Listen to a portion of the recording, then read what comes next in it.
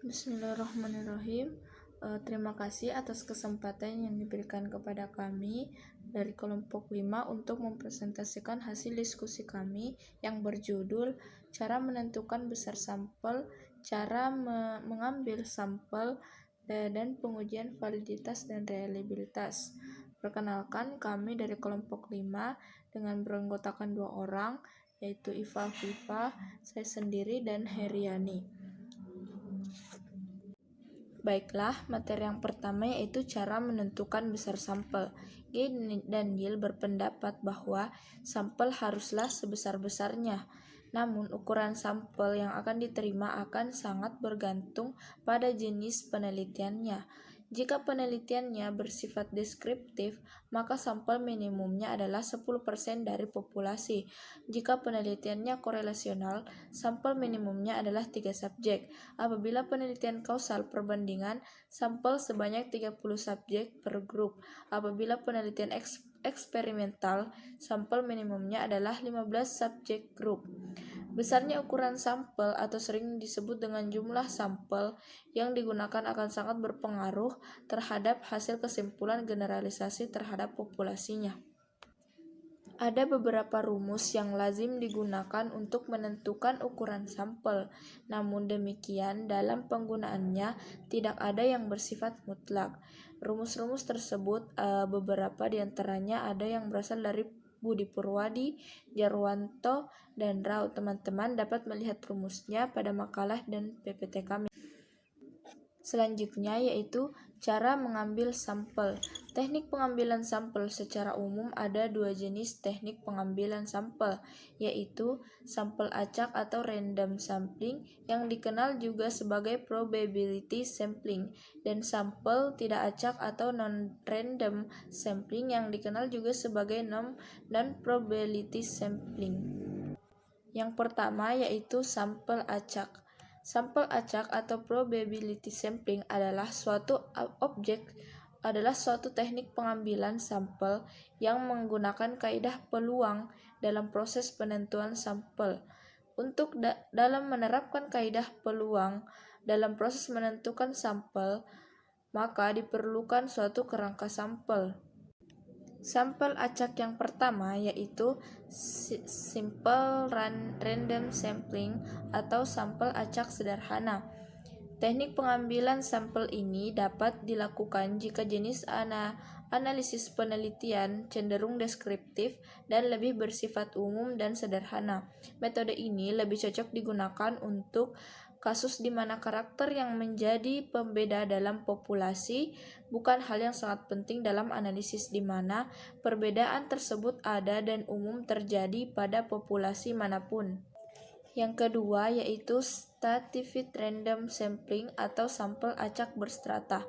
Stratified random sampling merupakan suatu teknik pengambilan sampel dengan memperhatikan tingkatan atau strata dalam populasi. Yang ketiga yaitu cluster sampling atau sampel gugus. Teknik ini biasa juga diterjemahkan dengan cara pengambilan sampel berdasarkan gugus. Berbeda dengan teknik pengambilan sampel acak yang distratifikasikan, di mana setiap unsur dalam satu stratum memiliki karakteristik yang homogen. Selanjutnya yaitu ada systematic sampling atau sampel sistematis. Jika peneliti dihadapkan pada ukuran populasi yang banyak dan tidak memiliki alat pengambil data secara random, cara pengambilan sampel sistematis dapat digunakan. Cara ini menuntut kepada peneliti untuk memilih unsur populasi secara sistematis, yaitu unsur populasi yang bisa dijadikan sampel adalah keberapa. Yang terakhir dari sampel acak yaitu area sampling atau sampel wilayah. Teknik ini dipakai ketika peneliti dihadapkan pada situasi bahwa populasi penelitiannya tersebut di berbagai wilayah. Teknik pengambilan sampel yang kedua yaitu non-probability atau non-random sampling. Seperti telah diuraikan sebelumnya, jenis sampel ini tidak dipilih secara acak. Tidak semua unsur atau elemen populasi mempunyai kesempatan sama untuk bisa dipilih menjadi sampel. Unsur populasi yang terpilih menjadi sampel bisa disebabkan karena kebetulan atau karena faktor lain yang sebelumnya sudah direncanakan oleh peneliti.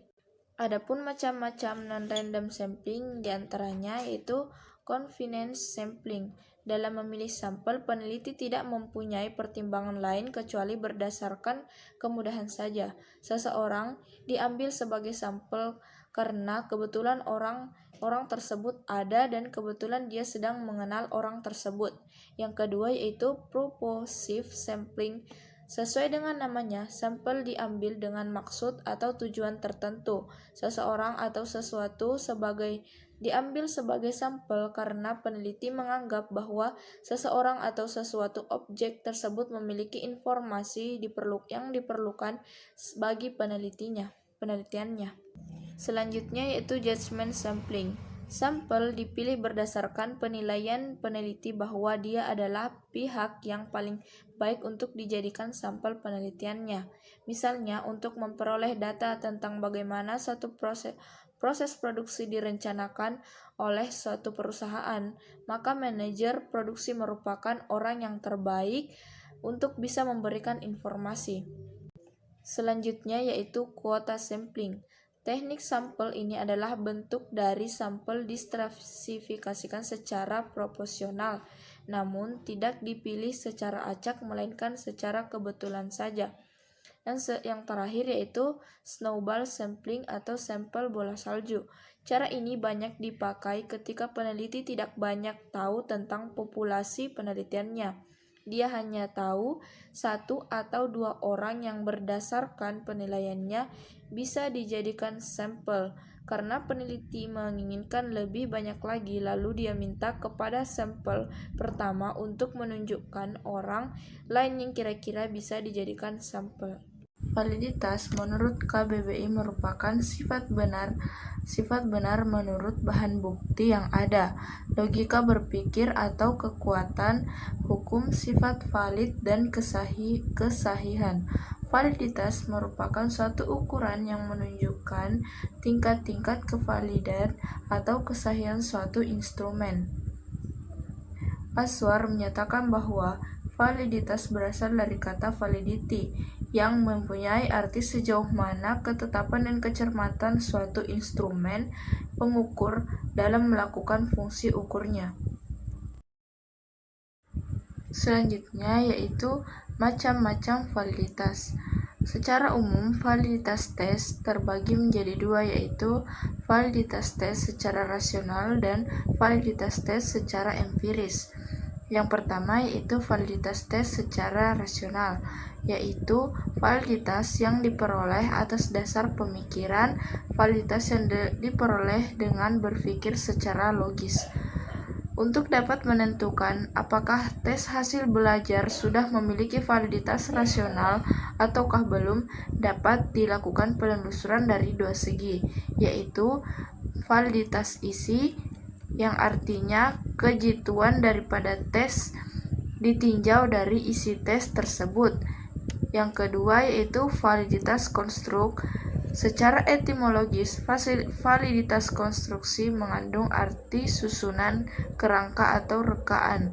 Validitas susunan artinya kejituan daripada suatu tes ditinjau dari susunan tes tersebut.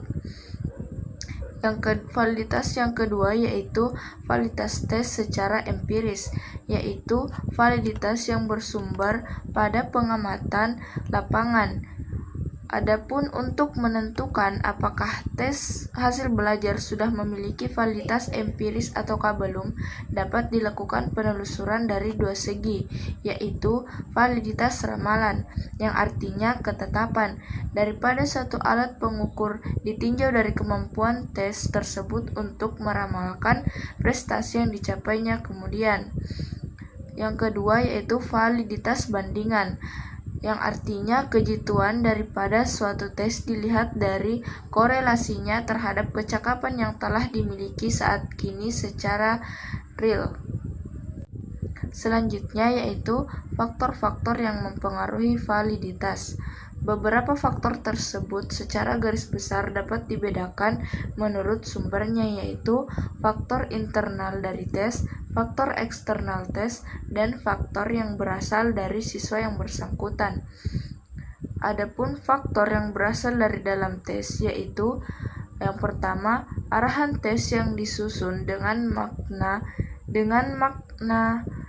tidak jelas sehingga dapat mengurangi validitas tes. Yang kedua, kata-kata yang digunakan dalam struktur instrumen evaluasi tidak terlalu sulit. Yang ketiga, item tes dikonstruksi dengan jelas. Yang keempat, tingkat kesulitan item tes tidak tepat dengan materi pembelajaran yang diterima siswa. Yang kelima, waktu yang dialokasikan tidak tepat. Hal ini termasuk kemungkinan terlalu kurang atau terlalu longgar. Yang keenam, jumlah item terlalu sedikit sehingga tidak terwakili sampel. Dan yang ketujuh, jawaban masing-masing item evaluasi bisa diprediksi siswa. Faktor yang kedua yaitu faktor yang berasal dari administrasi dan skor tes. Yang terdiri dari waktu pengerjaan tidak cukup sehingga siswa dalam memberikan jawaban dalam situasi tergesa-gesa. Yang kedua, adanya kecurangan dalam tes sehingga tidak membedakan antara siswa yang belajar dengan yang melakukan kecurangan. Yang ketiga, pemberian petunjuk dari pengawas yang tidak dapat dilakukan pada semua siswa. Yang keempat, teknik pemberian skor yang tidak konsisten. Yang kelima, siswa tidak dapat mengikuti arahan yang diberikan dalam tes baku. Yang keenam, adanya joki atau orang lain bukan siswa yang masuk dalam menjawab item tes yang diberikan. Faktor selanjutnya yaitu faktor yang berasal dari jawaban siswa. Seringkali terjadi interpretasi terhadap item-item tes evaluasi tidak valid karena dipengaruhi oleh jawaban siswa daripada interpretasi item-item pada tes evaluasi. Bismillahirrahmanirrahim. Baiklah, di sini saya akan melanjutkan materi yaitu tentang reliabilitas. Nah, pengertian reliabilitas berasal dari kata reliability, berarti sejauh mana hasil suatu pengukuran dapat dipercaya. Suatu hasil pengukuran dapat dipercaya apabila dalam beberapa kalimat pelaksanaan pengukuran terdapat kelompok subjek yang sama.